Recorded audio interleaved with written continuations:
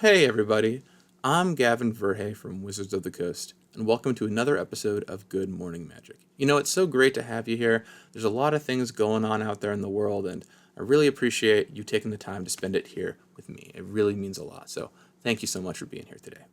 Today what we're going to be doing is we're going to be drawing an island, and I know a lot of you are probably used to drawing islands at home, but this is going to be a little bit of a different island. It's not one you're drawing from your deck. We're actually going to draw the picture on this easel.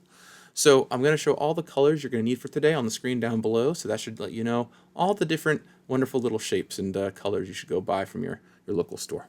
Okay, we're going to start off with blue. Blue is, of course, the color of islands, so it's really nice. Now, to start off any island, you're going to want a rectangle. Lovely little rectangles we have here. Magic, known for its great rectangles. And yeah, just make a nice little rectangle, kind of like this. I usually like to go back over the sides, just like this right here. Really get that blue in there nice and crisp. Now, I know you're thinking, magic cards aren't normally blue, but we add in a little shade of purple on top of it. It really gives that nice magic border color feel. So just get that nice magic border color feel in there. You know, invented in '93, it's always so nostalgic even now to see this great little border on the cards. It's really cool, I think. So look at this. We've got a perfect magic border going around the edge. Okay, now what we're going to need is we're going to need the title bar.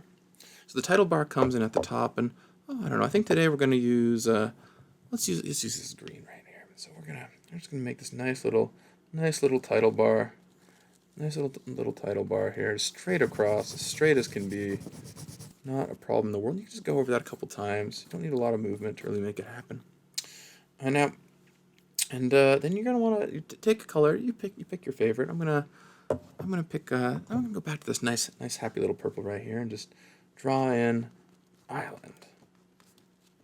Oh, perfect. 6 great letters, and really helps create one of my favorite words in the English language after playing Magic for so long. It's just really lovely. You know, I'm so glad we got to bring a bunch of these over to you folks. A bunch of these great lands. The Bob Ross people were just so kind. Such wonderful folks in making this happen. We've heard about players wanting these kind of things forever, and just really thought we'd take the opportunity to make it occur for y'all. So you might think that you would start with the shape of the island, but I usually like starting with the grass. Just get that nice little grass in there, you know. See how it develops. You never really know how it's going to turn out. That's the great thing about art. You can just keep drawing, and it's okay. You know, you're never really sure how it's going to turn out, and it always turns out great. It's always truly a work of art. So we're going to start with the grass right here. Then you're going to want to create a base for the grass. So underneath your grass, wherever you want to go, just make a nice little base. Show that there's some water down there. You know, it's important that there's some water in there. But like most islands in Magic, it doesn't actually need to be an island. So just really whatever you want to do, as long as there's like water or theoretical water somewhere, you'll be doing just fine. Just make a little pool here.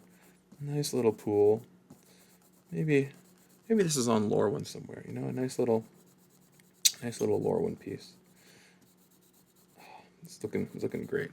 Now, I always feel like a key part to any drawing my little trademark here is making sure there's a tiny volcano hidden somewhere. You gotta have the volcano if you're me, and all of you might have a special trademark out there somewhere too. So I'm gonna take this special Ruhan red here and make a nice little volcano over in the corner. No one has to see it. It can just be our little secret, you and me right here. But just gonna make this nice little volcano. And if anyone asks what it is, we'll know. We'll know where it's a volcano. It'll be a special little thing for us. Get this nice volcano down here, color it down the center. And it's really not a volcano if you don't make some little pellets coming off the side. Might be erupting. It's okay. There's no one around. It's safe. No one's gonna hurt you, little volcano. No one's going to hurt you. Okay, so let's see. We've got our water. We've got our grass. Now, it's really important after you've drawn the fantastic piece of artwork that you make sure there's a dividing line. You want a dividing line so you can put in your mana symbol. So, you know, we've gone a little low on this card, but that's okay. You can put your dividing line wherever you want. It's totally fine. So we're just going to put a nice dividing line in right here. Nice dividing line. And just a couple strokes there. Make it nice and firm. Make it really show up to the players. Sometimes you might color a little outside the lines, and that's okay, you know? It's important to think outside the box when you're making these things. So we made our little dividing line, and now we have to put on the nice little touch of a nice blue mana symbol.